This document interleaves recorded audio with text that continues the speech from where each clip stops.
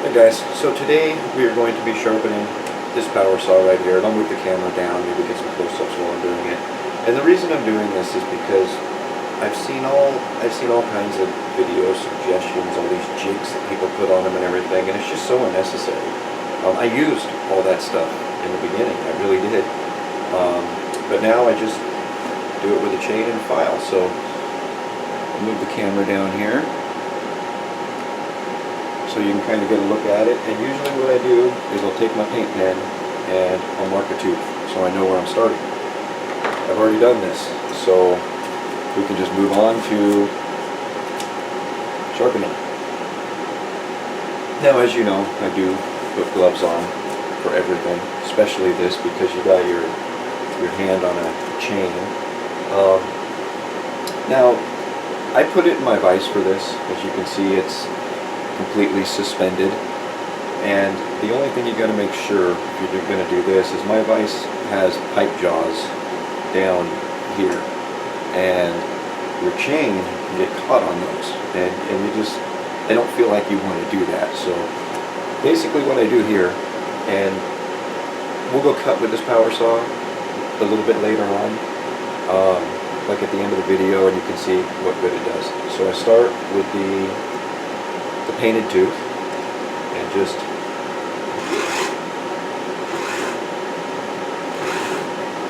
like that. See, it's really not rocket science. Now I'll show you as far as the angle goes. I'll get you in closer, and I'll show you how I figure that one out.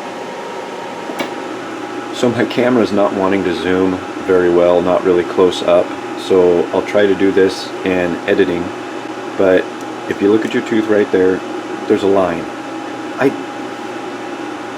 I don't do this for a living. I don't know what's what, but I use that line. Maybe that might be what it's for. Like I said, I don't know. See if I can get around here without hitting a tripod. So basically you could see my file is kind of right in line with that line, and just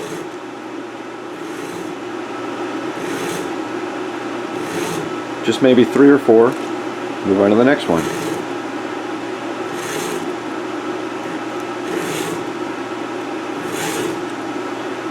Next.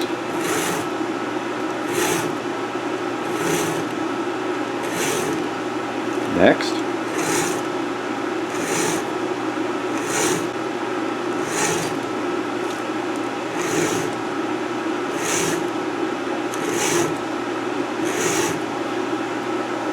And basically you just go all around the chain like that till you get back to your painted tooth.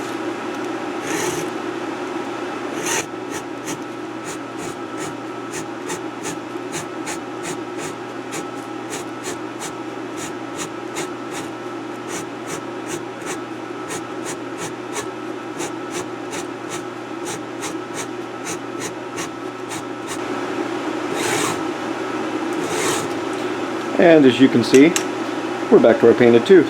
Now the one thing that I struggle with doing this, I'm right-handed, so holding the handle of the file in my right hand, it's kind of intuitive, you know. But when I switch to going this way, this is where I struggle, because I'm just not left-handed, and it just seems weird to me.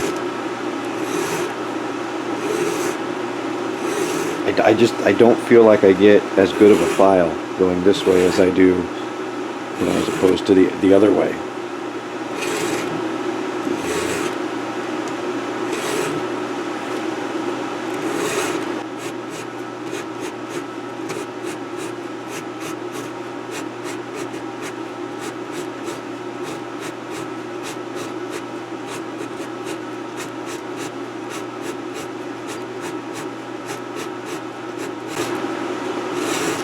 And we're back around again.